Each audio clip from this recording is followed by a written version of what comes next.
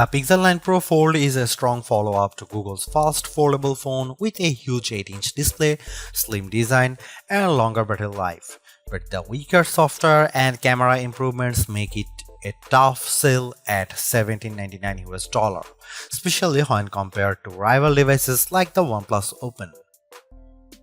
Just when I thought we couldn't get any bigger screens in foldables, the Pixel 9 Pro Fold does exactly that by exceeding the screens found in rivals like the Z Fold 6 and OnePlus Open with the 8-inch 2076 by 2152 Super Actual display that serves as its main panel. The OLED-based screen looks stunning, crisp, and detailed like it should for its price. I much prefer its size this time around thanks mainly to how the Pixel 9 Pro Fold's outer 6.3-inch actual display sports a 20:9 aspect ratio, which makes the inner screen more square when unfolded. Due to this, apps fits better when they are running side by side on the inner screen. But what's most compelling about the new display is that it leaps and bounds brighter than its predecessors.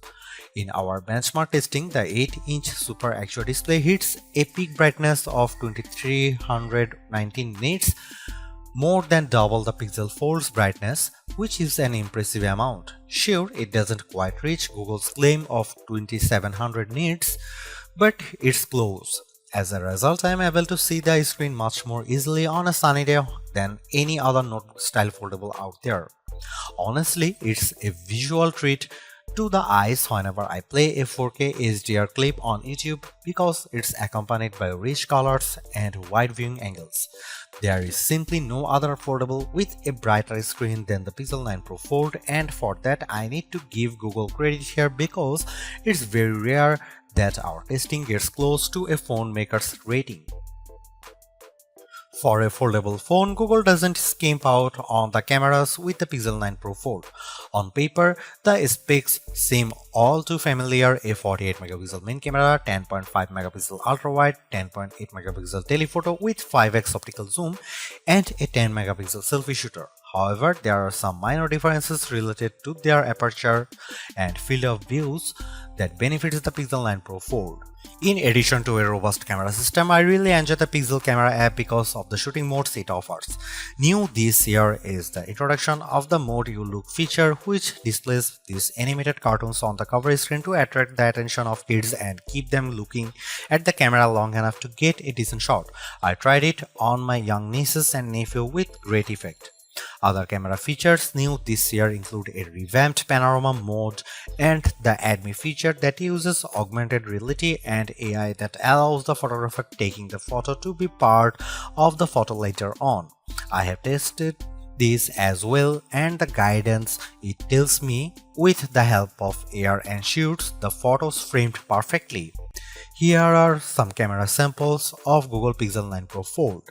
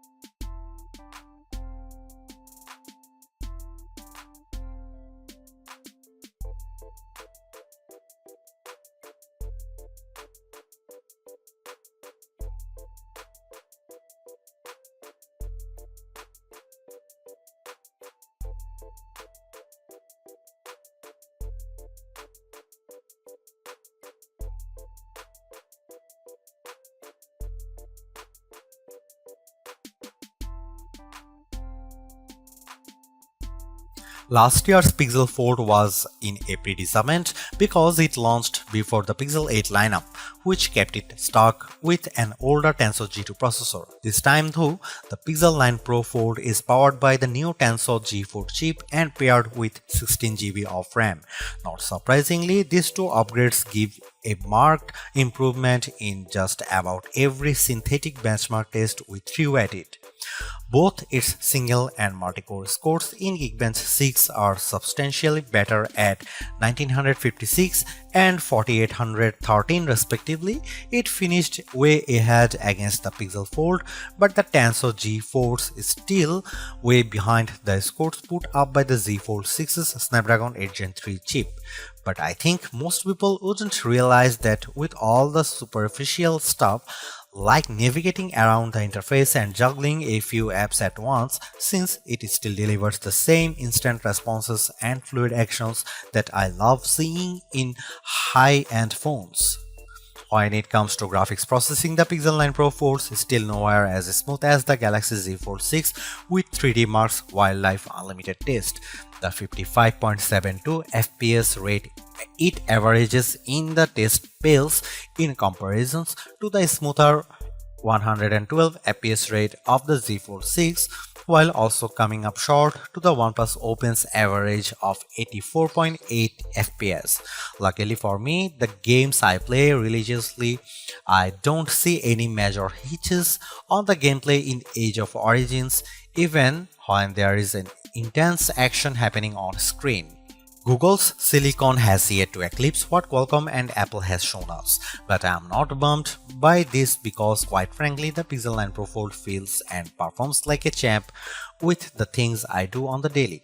Side by side apps multitasking is no problem here, as I am able to effortlessly watch a YouTube clip while scrolling through Instagram or jotting down an email reply in Gmail while playing Age of Origins on the other. Usually, whenever a phone ends up getting a smaller battery than its predecessor, it's because of it trying to be thinner and lighter. Of course, that's the case here with the Pixel 9 Pro Fold's 4650 mAh battery, which is smaller than the 4822 mAh battery on the Pixel Fold. Lucky for the Pixel 9 Pro Fold, the Tensor G4 appears to be much more power efficient. In our battery benchmark tests, the Pixel 9 Pro Fold manages to last 11 hours and 36 minutes in one pass of 4 tests, which is more than an hour longer than what the Pixel Fold eked out.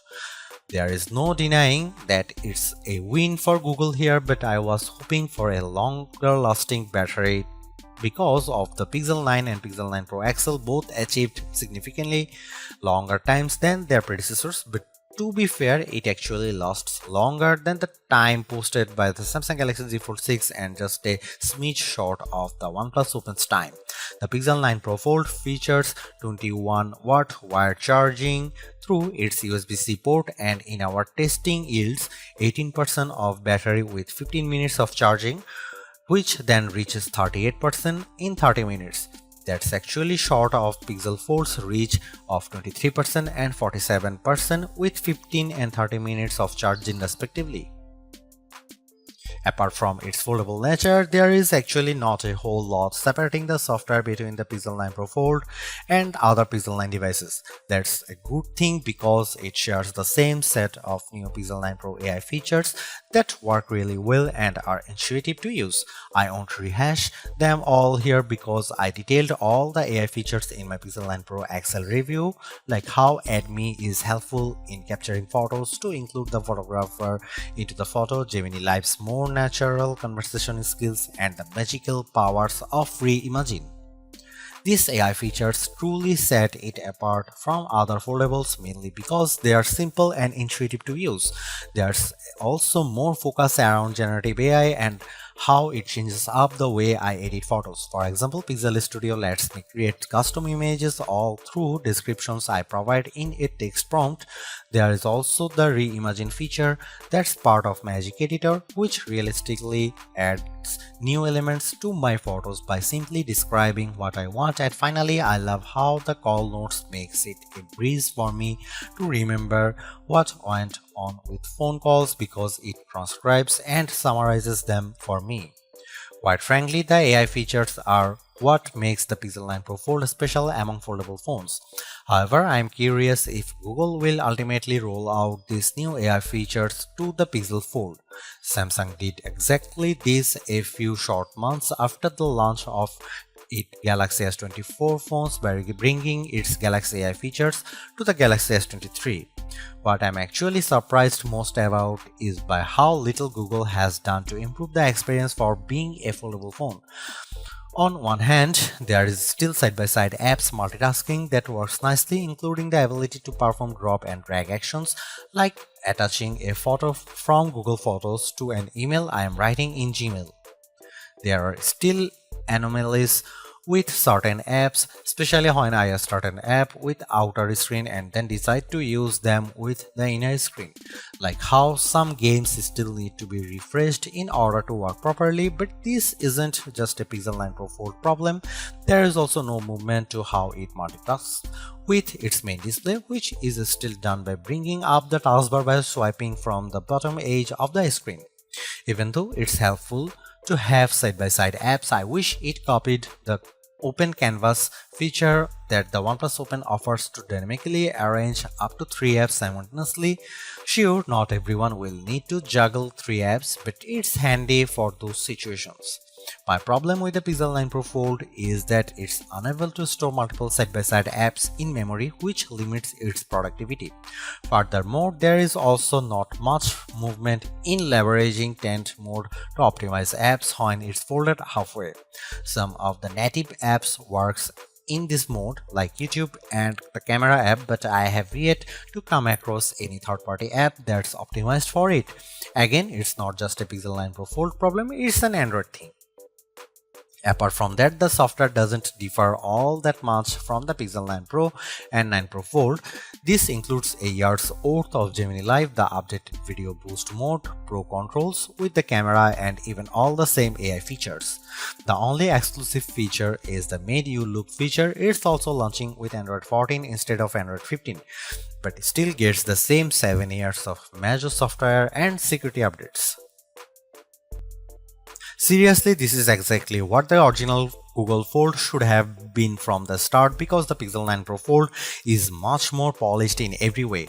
Its new redesign makes it look and feel like a more modern foldable, but I was expecting so much more to justify at $1,799 cost. All of the new AI features certainly elevate its worth, but it would have been much more satisfying to see it getting more exclusive features just to give it a bit of distinction over the slate Pixel 9 Pro models. I am also disappointed that the camera upgrades are minimal at best and how the overall software experience doesn't change all the much functionality. Google addresses many of the shortcomings of the original, but the bar has been set higher by other foldables like the OnePlus Open and Samsung Galaxy Z Fold 6. Needless to say, it's much better than its predecessor, but it still comes up short of matching the value that its contemporaries offer.